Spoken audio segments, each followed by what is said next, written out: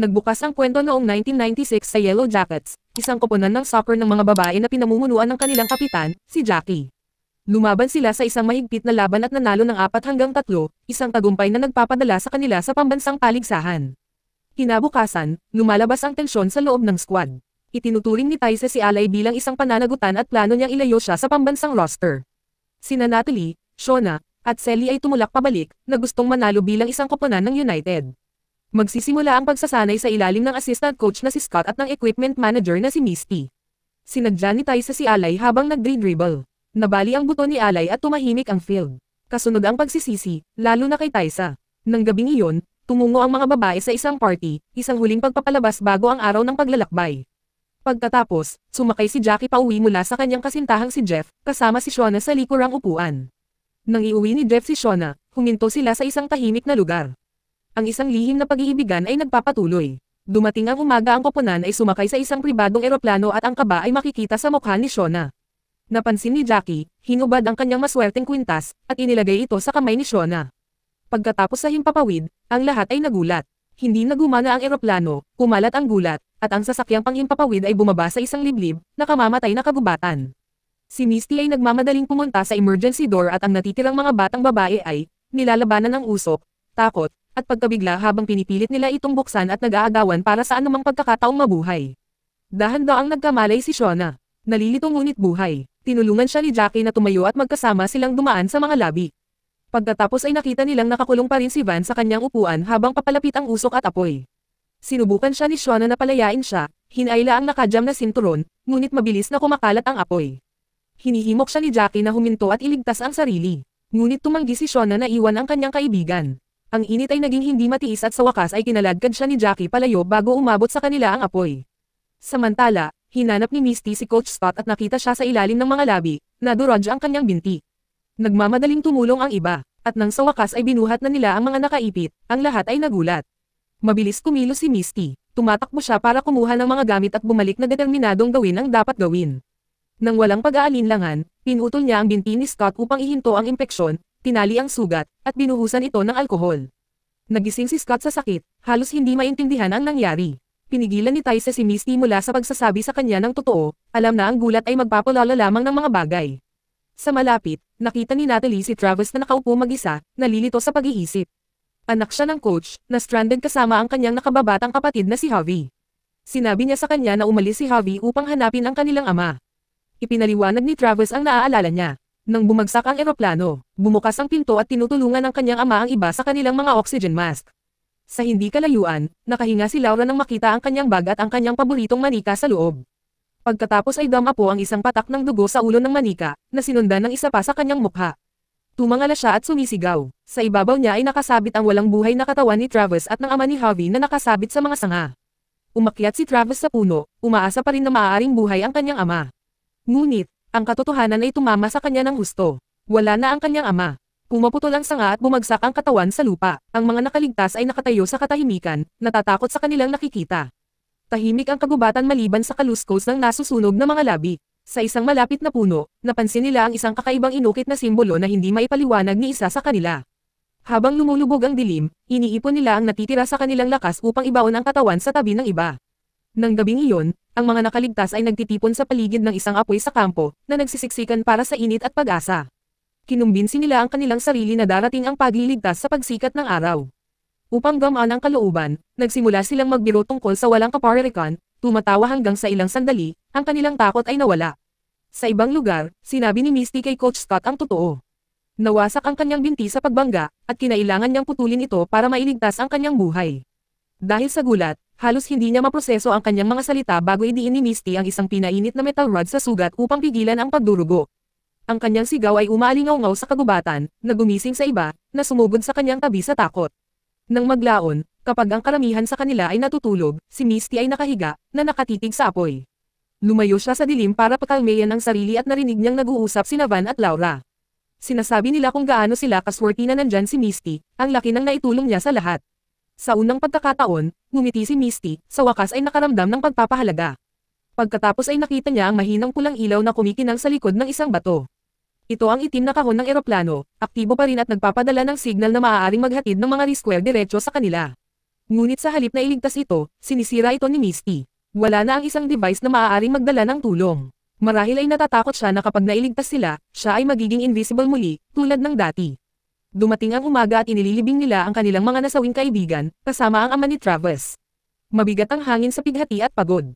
3 araw na ang nakalipas mula noong bumagsak ang eroplano, at wala pang rescue. Ubos na ang mga supply, at nagsimulang mamuo ang desperasyon. Sinubukan ni Jackie na pasiglahin ang kanilang kalooban, iginiit na darating ang tulong sa lalong madaling panahon.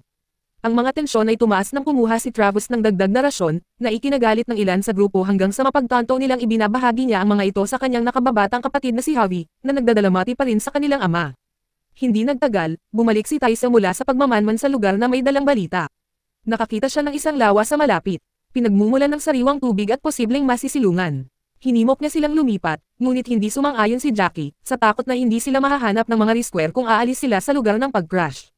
Ang grupo ay nahahati, hindi sigurado kung mananatili o aalis. Gayunpaman, habang nauubos ang kanilang tubig, isa-isa, pinili nilang umalis, kasama si Shona, na iniwan si Jackie, nasaktan at nabigo.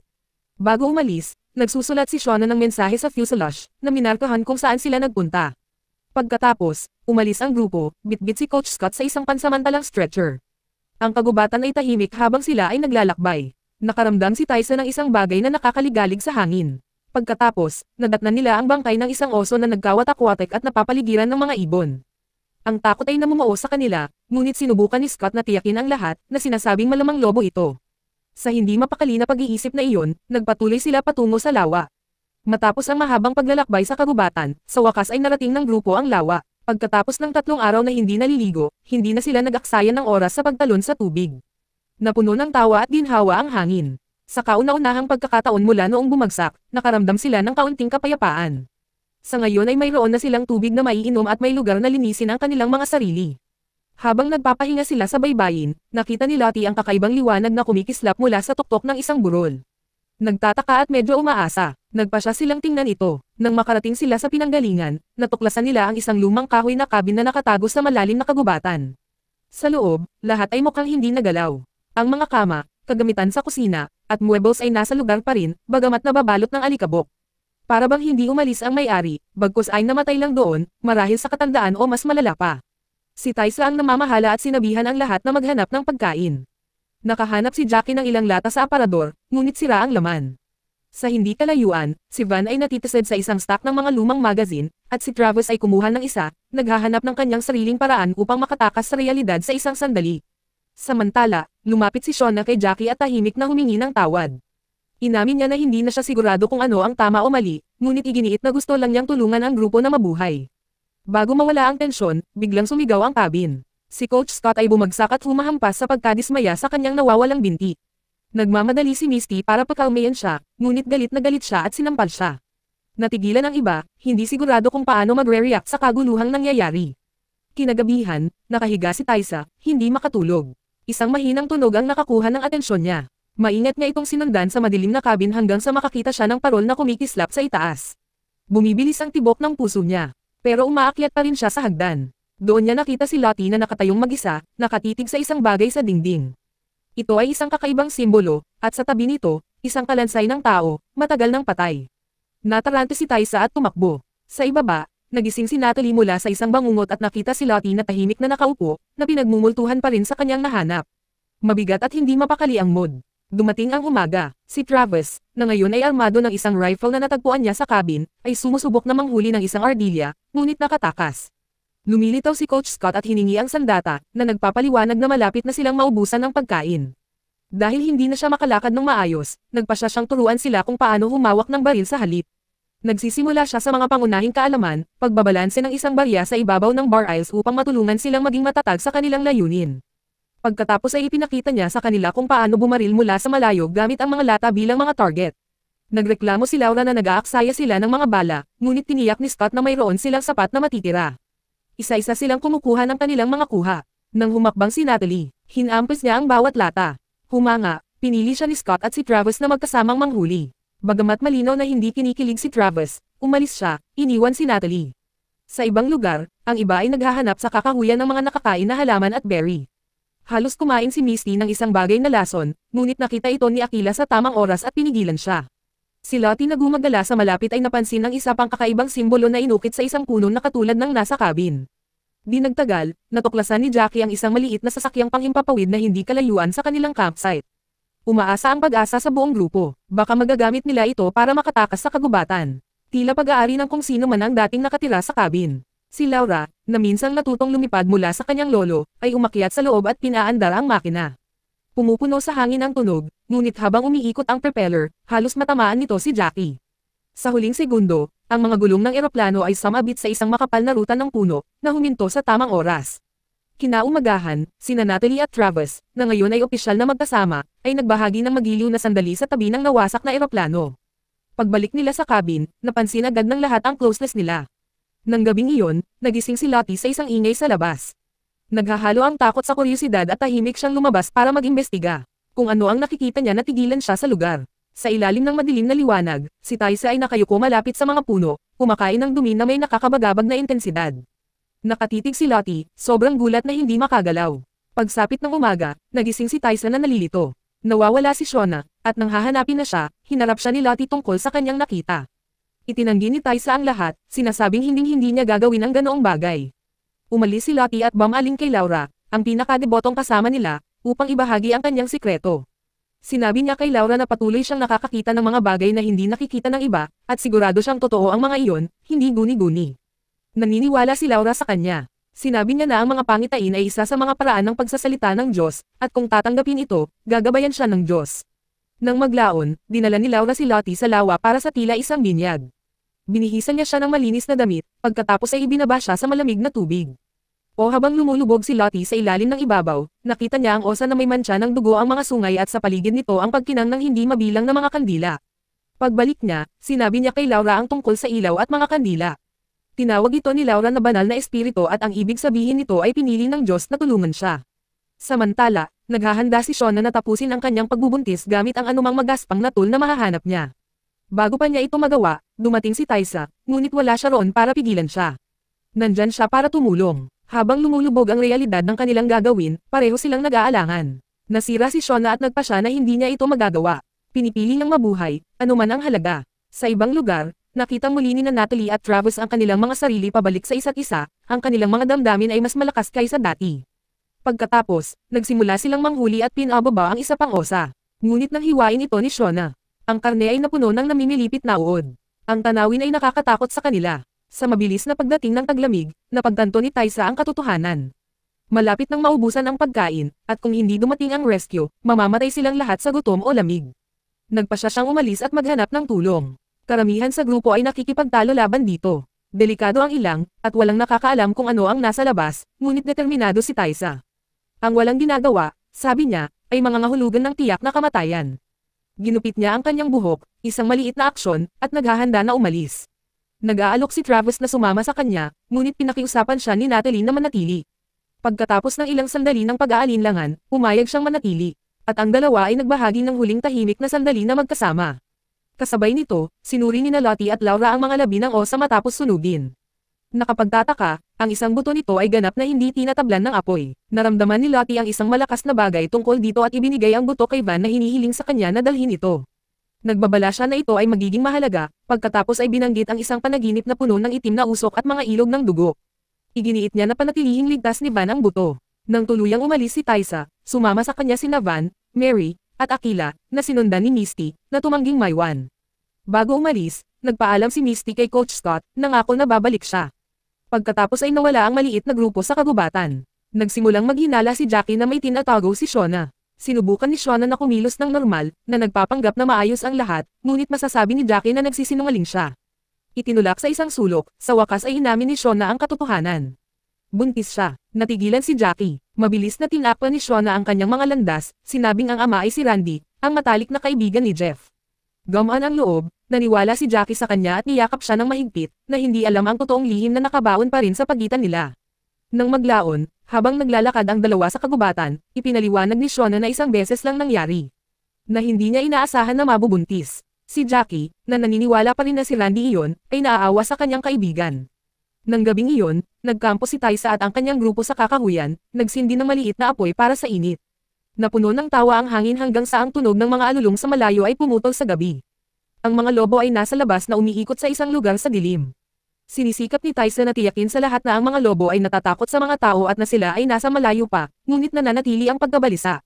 Bumalik sa cabin kinaumagahan. Naabutan ni Shauna si Javi na nagbabasa sa kanyang bag. Sinabi niya sa kanya na gusto lang niyang hiramin ang kanyang kutsilyo upang magukit ng isang bagay, at hinahayaan siya nito. Gayunpaman, mabilis niyang itinago ang kanyang journal pagkatapos. Ang aklat na iyon ay nagtataglay ng kanyang pinakamalaking sikreto, isang hindi kayang basahin ng sinuman. Samantala, sa kaibuturan ng kagubatan, ang grupo ni Taisa ay nakagawa ng nakakatakot na pagtuklas. Ang ilog ay naging pula. Kamukha ito ng inilarawan ni Lottie sa kanyang pangitain. Mabilis na kumalat ang takot sa kanila. Ang masama pa nito, biglang huminto ang kanilang kampas. Ang mga batang babae ay nataranta, kumbinsido na ang mga babala ni Lottie ay nagkakatotoo. Sinisikap ni Taisa na patahimikin sila. Iginiit na nagkataon lamang at patuloy silang sumusunod sa araw. Nang walang mas mahusay na pagpipilian, ang iba ay atubili na sumunod sa kanyang pamumuno. Nang gabing iyon, habang nagpapahinga sila sa tabi ng apoy, hindi mapigilan ng grupo na isipin ang Red River. Muli silang tiniyak ni Tyson na malapit na ang pagliligtas at sinabihan silang matulog habang nagbabantay siya. Bumalik sa cabin, natapos ni Javi ang pagukit ng isang maliit na lobo na gawa sa kahoy at ibinigay ito kay Shauna bilang regalo. Napangiti siya, naantig sa kilos, hindi niya alam na maaaring may nararamdaman si Javi para sa kanya. Nang tuluyan na siyang makatulog, hindi niya napansin na nawawala ang kanyang journal. Kinuha na ni Jackie. Sa pagbabasa ng mga pahina, nagdudurog ang puso ni Jackie. Ang katotohanan ay tumama sa kanya na parang isang suntok. Hindi kay Randy ang bata kundi kay Jeff. Sa kagubatan, ang relo ni Taisa ay naputol ng mga ungol. Mas malapit na ang mga lobo sa pagkakataong ito. Ang kaguluhan ay sumabog. Nagpaputok si Tyson ng flare para takutin sila, ngunit hinawakan ng isa sa mga lobo si Van at tinaladkad siya palayo. Si Taisa ay lumaban ng may purong desperasyon, na naghahampas ng palakol hanggang sa tuluyang tumahimik ang hayop. Ngunit huli na ang tagumpay. Hindi gumagalaw si Van, punit-punit ang mukha at duguan. Sa kalungkutan, gumawa ng apoy si Taisa at inilagay ang kanyang katawan sa tabi nito. Habang tumataas ang apoy, may imposibleng mangyari. Hingal na hingal si Van. Buhay pa siya. Hinayla siya ni Taisa palayo sa apoy at ang iba ay nagmamadaling tumulong. Dumating ang umaga at lumabas si Natalie upang manghuli, umaasang makakasama siya ni Travis. Ngunit sa hindi niya maintindihang dahilan, tinanggihan siya nito. Frustrated, nagpasya siyang pumunta mag-isa. Samantala, malayo sa cabin, ang grupo ni Taisa ay nagpatuloy sa kanilang paglalakbay sa kagubatan kung saan si Van ay malubhang nasugatan. Ang kanyang mga sugat ay nagpapabagal sa mga ito at bawat hakbang ay mukhang mas masakit kaysa sa huli. Sa wakas, bumagsak si Van. Sinabi ni Taisa sa iba na magpatuloy at humanap ng tulong habang nananatili siya sa likuran kasama ang kanyang kaibigan. Bumalik sa lawa, si Jackie ay nakaupo mag-isa sa tabi ng tubig nang magpakita si Travis. Sinusubukang makipag-usap, tinanong niya kung bakit hindi siya sumama kay Natalie. Hindi siya sumasagot. Pagkatapos, halos wala sa oras, binanggit ni Jackie na minsang natulog si Natalie sa isang lalaki na nagngangalang Bobby. Tinamaan si Travis ng mga salita. Dumilim ang mukha niya at walang sabi-sabi, lumayo siya. Nang maglaon, nang bumalik si Natalie mula sa kakahuyan, hinarap siya ni Travis, hinihiling na malaman kung sino si Bobby. Nagulat siya, napagtanto niyang may nagsabi sa kanya. Kapag umalis siya nang walang paliwanag, lumitaw si Jackie sa malapit, na nagpapatunay na si Jackie ang nagsabi sa kanya. Pagsapit ng gabi, sa wakas ay nakabalik na sa cabin sina Misty, Mary, at Aquila. Nagdadala sila ng agarang balita. Sinaktan si Van ng mga lobo, at kasama pa rin niya si Taisa. Ang grupo ay nag-aagawan upang ayusin ang isang rescue, ngunit inamin ni Misty na hindi niya matandaan ang eksaktong landas na kanilang tinahak.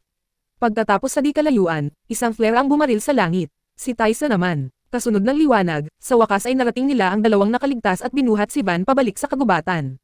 Sa cabin, sinimulan ni Aquila na tahiin ng kamay ang mga sugat ni Van. Walang anesthesia, walang malinis na kasangkapan, lakas ng loob at sakit lamang. Sumisigaw si Van habang nagtatrabaho si Aquila, ngunit tinitiis niya itong buhay laban sa lahat ng posibilidad.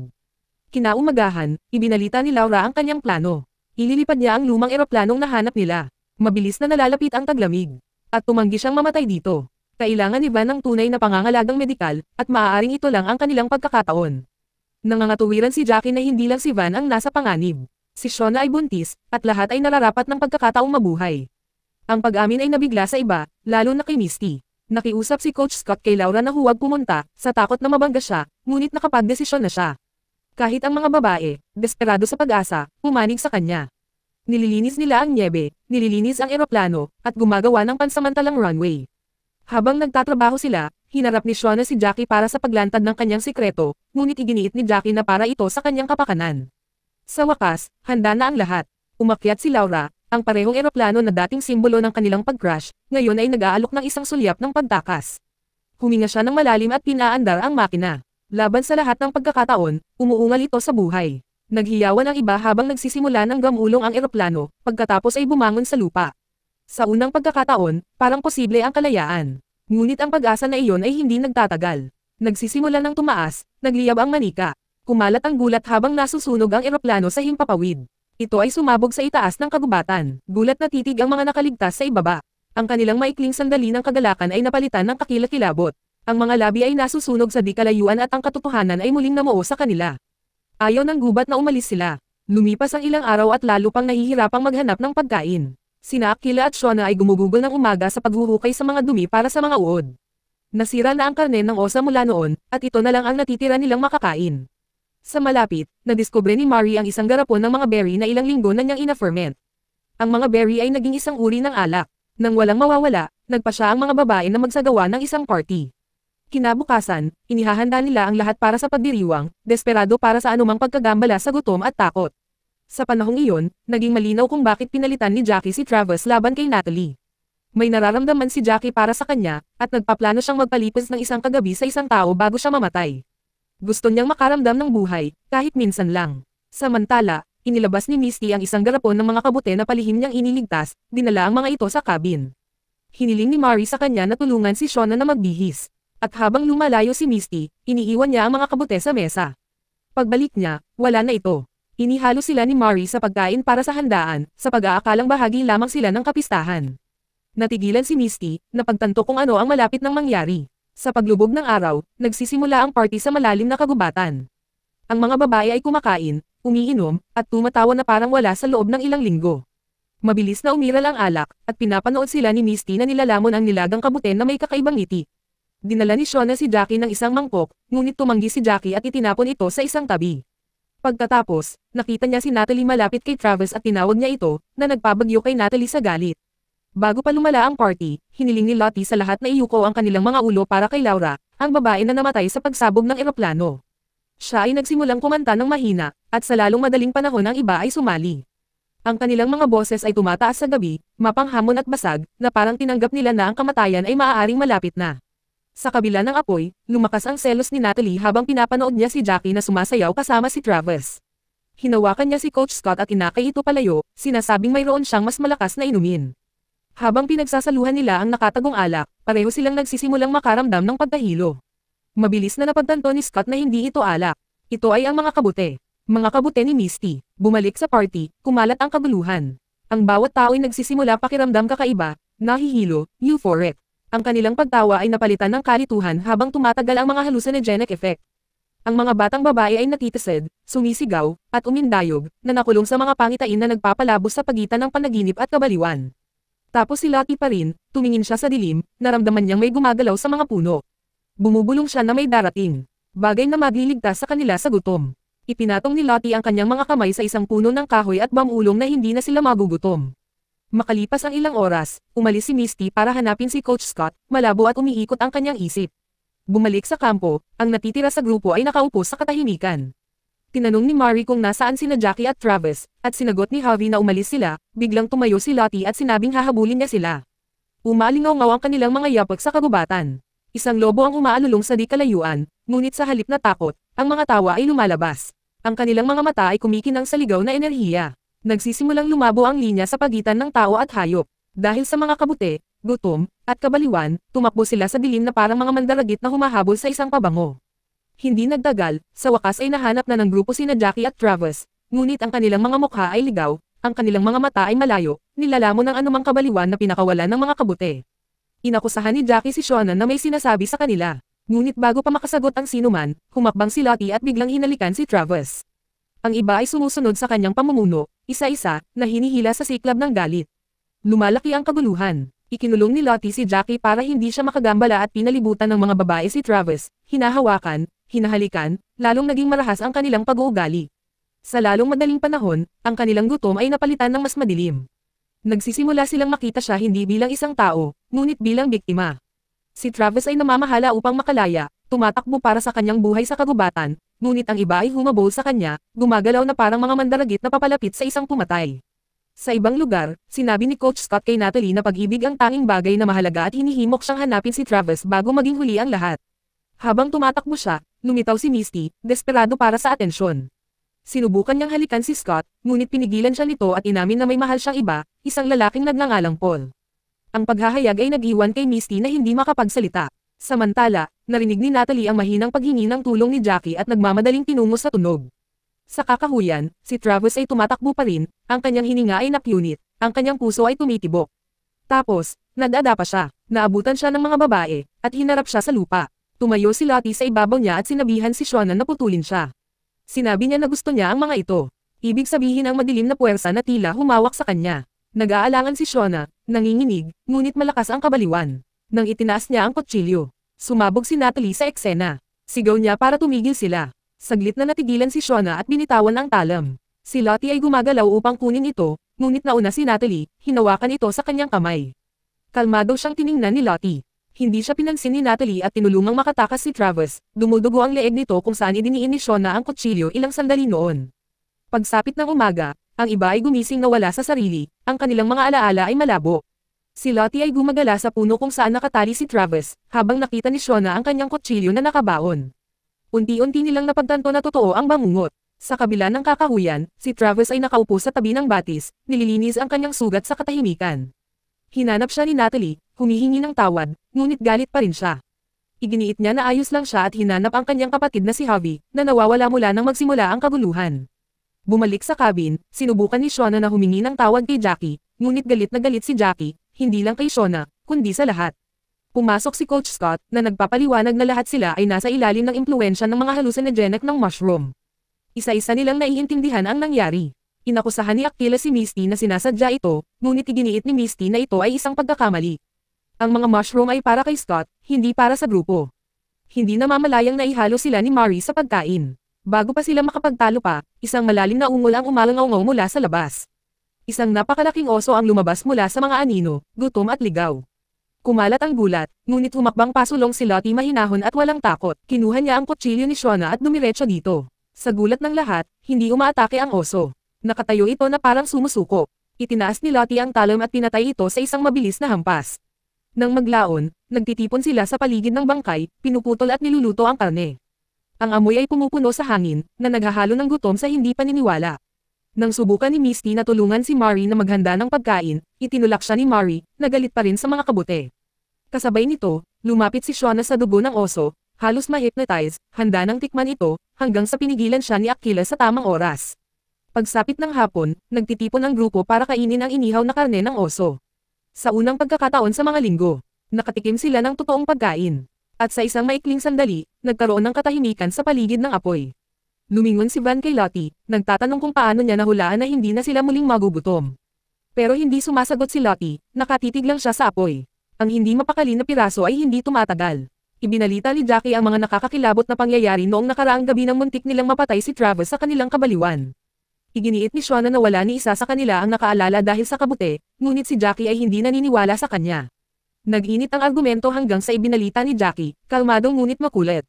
Nainagaw ni Shauna si Jeff mula sa kanya at ang kanyang anak ay hindi kay Randy, kundi kay Jeff. Ang mga salita ay nakabitin sa hangin na parang talam. Napagtanto ni Shauna na binasa ni Jackie ang kanyang pribadong journal. Namuo ang galit, inakusahan ni Shauna si Jackie na palaging inuuna ang kanyang sarili, na tinatrato ang iba na parang mga background character sa kanyang perpektong maliit na kwento.